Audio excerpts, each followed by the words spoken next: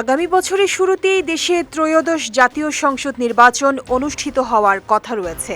ইতোমধ্যে নির্বাচনী আমেজ আসতে শুরু করেছে দেশের রাজনীতিতে।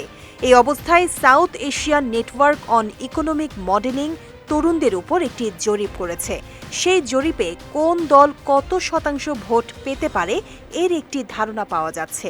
সোমবার প্রকাশিত জরিপে দেখা গেছে বিএনপি ৩৮.76% ভোট পাবে বলে মনে করছেন তরুণরা। এর পরের অবস্থানে রয়েছে জামায়াত ইসলামী, দলটি ২১.৪৫% ভোট পেতে পারে। এছাড়া এই মুহূর্তে নির্বাচন হলে জাতীয় নাগরিক পার্টি এনসিপি পাবে ১৫.৮৪%, অন্যান্য ধর্মীয় দলগুলো পাবে ৪.৫৯%, জাতীয় পার্টি পাবে ৩.৭৭% এবং অন্যান্য দল পাবে ০.৫৭% ভোট।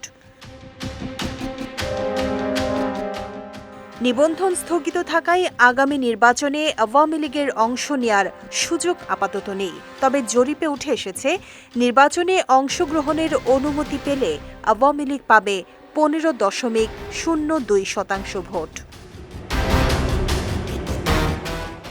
দেশের সবকটি বিভাগের উপর চালানো এই জরিপে অংশ নেন ১৫ থেকে ৩৫ বছর বয়সী ২,০০০ মানুষ। প্রথমে ৮ বিভাগ থেকে ২টি করে জেলা বাছাই করা হয়।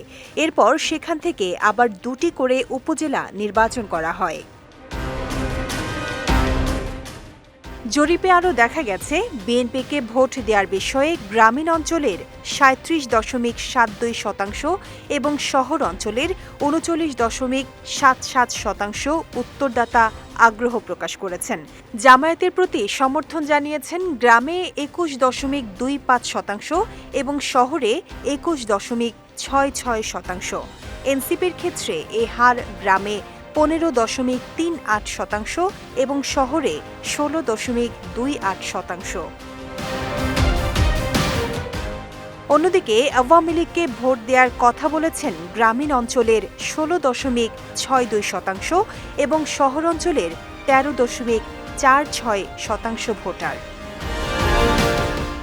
বিজয় টিভি নিউজ ডেস্ক।